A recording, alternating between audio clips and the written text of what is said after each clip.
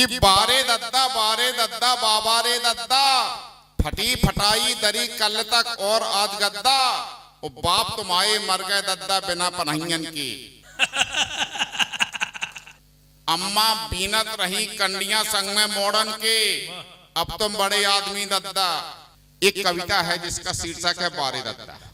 आप उस कविता के शीर्षक के साथ में यात्रा कर लीजिए। मैं गारंटी से कहता हूं 20 बार आपको लगेगा दद्दा हमारे बगल में बैठे, आपको लगेगा दद्दा हमारे वार्ड में हैं, दद्दा हमारे शहर में हैं। और आपने अगर ईमानदारी से सुन लिया दरोगा जी, तो एकांत में सोचना आपको लगेगा दद्दा हमारे अंदर बैठी। केवल सोचने की, महसूस करने की है। कविता का शीर्षक है बारे दद्दा। और फटी फटाई दरी कल तक और आज गद्दा, बारे दद्दा। बाप तुम आए मर गए दद्दा बिना पनहियन के। बढ़िया भाई, हाथ खोलो साहब। कि बाप तुम आए मर गए दद्दा बिना पनहियन के, अम्मा बीनत रही कंडियां संग में मोड़न के, अब तुम बड़े। अच्छा बजा लो, हमें क्या दिक्कत। कि बारे दद्दा बाबा रे दद्दा, फटी फटाई दरी कल तक और आज गद्दा, ओ बाप तुम आए मर गए दद्दा बिना पनहियन के, अम्मा बीनत रही कंडियां संग में मोड़न के, अब तुम बड़े आदमी दद्दा। बड़ी तुम्हारी मूछ है कि अब तुम बड़े आदमी दद्दा, बड़ी तुम्हारी मूछ है। को काम नहीं हुए गांव में बिना तुम्हारे पूछे। कि तुम करवा रहे कत्ल करा रहे, चोरी दारू बेचो, धर्म कर्म ईमान सत्यता की तुम नेक न सोचो, तुमने कोरा डार बना ले मानव तक को कुत्ता, आगे पीछे पूंछ ला रहा है तुम्हारे हाथ में सत्ता। बारे दद्दा बारे दद्दा बारे, बढ़िया वाह। कि फटी फटाई दरी कल तक, बारे दद्दा। लोकतंत्र के जलवे देखो खावे गधा पंजीरी, कांदी हती करम में जिनके तुनको मिली वजीरी। वजीरी माननीय मंत्री महोदय के लोकतंत्र के जलवे देखो खावे गधा पंजीरी, कांदी हती करम में जिनके तिनको मिली वजीरी। को बने सरपंच विधायक, को जिला पे जम गए, और ढीलो कुर्ता पहन पहन कर सभी पोल में उड़ गए। तो ही पोल में उड़ गए। दद्दा के कुछ गुण धर्म। असल में होता क्या है कि कई एक बार बात होती है। एक बार ऐसी कविता पढ़ रहे थे, बोले आपने विधायक के ऊपर सुना दिया, आपने सरपंच के ऊपर सुना दिया, अध्यक्ष के ऊपर सुना दिया, हाँ सरपंच और प्रधान के ऊपर सुना दिया, आपने माननीय विधायक जी के ऊपर नहीं सुनाया। हमने कहा माननीय विधायक जी के ऊपर क्या सुनाना? बोले फिर भी सुना दो। मैंने कहा कि टिकट उनका जब अचानक हो गया, टिकट उनका जब अचानक हो गया, काम उनका सब चकाचक हो गया, उस शेरनी की आबरू खतरे में है, जंगली भैंसा विधायक हो गया।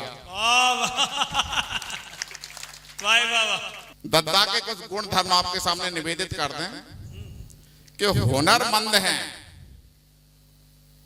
रस्सी का भी सांप बना ले। हुनरमंद हैं, रस्सी का भी सांप बना लेते हैं, और गरज पड़े तो गधे को भी। कि हुनरमंद है, रस्सी का भी सांप बना लेते हैं, और गरज पड़े तो गधे को भी बाप बना लेते हैं। और इनकी काली करतूतों से गांव भरे के रूप हैं। इनकी काली करतूतों से गांव भरे के रूप हैं। ये बातें ऐसी करें कि सुन के सांप आंधरे हो गए। कि इनकी काली करतूतों से गांव भरे के रूप हैं। ये बातें ऐसी करें कि सुन के सांप आंधरे हो गए, और गुंताड़े में रहें अगाड़ी। हमें लग रहा पूरी कविता भरतपुर पे लागू हो रही। गुंताड़े में आए कि गुंताड़े में रहें अगाड़ी, धर्म कर्म में भस्सी, और जई ताक पे रहेंगे कैसे होए 8 के 80। गुंताड़े में रहें अगाड़ी, धर्म कर्म में भस्सी, और जई ताक पे रहेंगे कैसे होए 8 के 80। और भारत माता की छाती पर ये सब नंगे नच रहे। किसी दल विशेष की, किसी नेता विशेष की, किसी क्षेत्र विशेष की मैं कभी बात नहीं करता। कि भारत माता की छाती पर ये सब नंगे नच रहे, किचुआ पनिया फंसे केस में करिया अजगर बच रहे। क्या बढ़िया, ये बहुत बढ़िया, वाह वाह। चुआ पनिया फंसे केस में। बहुत बहुत धन्यवाद। कि भारत माता की छाती पर ये सब नंगे नच रहे, किचुआ पनिया फंसे केस में करिया अजगर बच रहे, और इनने सब पेमेंट करा ला अधिकार से लड़के गलगलियासी उधर बगल में 1 साल में सड़कें।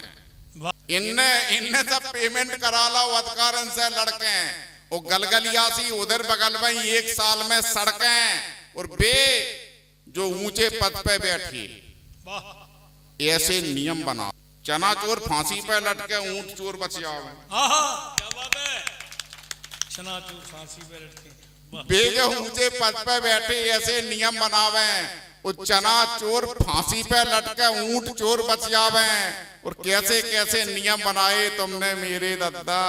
वाह भाई दद्दा। पटी पटाई दरी कल तक बारे दद्दा। एक परिदृश्य देखिए जिसको हम चुनाव कहते हैं लोकतंत्र का, इसको महापर्व कहा जाता है। हिंदुस्तान भारत का सबसे बड़ा लोकतंत्र माना जाता है।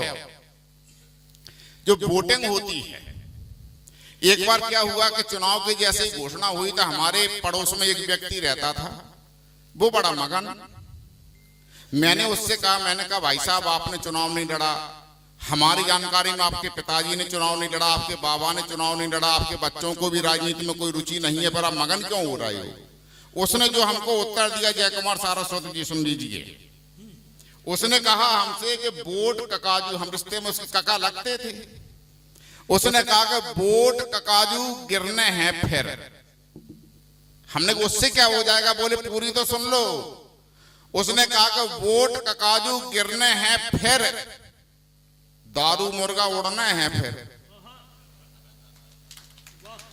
कि वोट का काजू गिरना है फिर दारू मुर्गा उड़ना है फिर, और कम से कम महीना भर पक्के पांव सवाई के छुपना है फिर। उस परिदृश्य को देख लीजिए कि जाने कितने मर गए, कभी वोट डाल नहीं पाए। कड़वी सच्चाई है आदमी, हमारे गांव की सच्चाई है। शहरों में तो कुछ भी होता है, जागरूक हो गए हैं लोग, सुरक्षा भी है।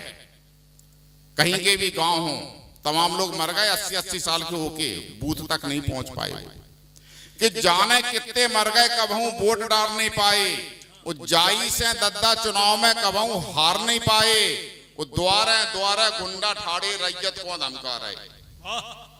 वोट डालबे कौन जिन जाइयो, हम तुमको समझा रहे। धोखे से जो गयो ललंजू पना चांद पे धर दो, थानेदार से हंस के बोले दादा वोट तो गिर गाओ। कि द्वारे द्वारे गुंडा ठाड़े रैयत को धमका रहे। वोट डालबे कौन जिन जाइयो, हम तुमको समझा रहे। धोखे से जो गयो ललंजू पना चांद पे धर दो, राम सिंह से हंस के बोले दादा वोट तो गिर गाओ। अंत में 4 पंक्तियां निवेदित करता हूं, कविता समापन की ओर जा रही है।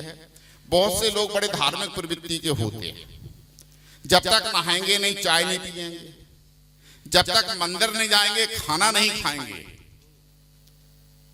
मैंने लिखने की कोशिश की है कि एक पांव घर में रहता है। जो लोग बिजी होते हैं तो हम यही तो कहते हैं कि उनका एक पांव भरतपुर में, दूसरा जयपुर में। कहा जाता कि एक पांव घर में रहता है, दूजा देवालय में है। घर का नाम पितृ छाया है, बाप अनाथालय में है। क्या बात है, बहुत जोरदार कमेंट, वाह। एक पांव घर में रहता है, दूजा देवालय में है। घर का नाम पितृ छाया है, बाप अनाथालय में है, और साली सलहज घर में पसरी। वाह, पसरी साली सरज घर में पसरी। साली सलहज घर में पसरे, बूढ़ी माँ को ठोर नहीं। वाह, बेटा तुम जैसा नालायक इस दुनिया में और नहीं। वाह।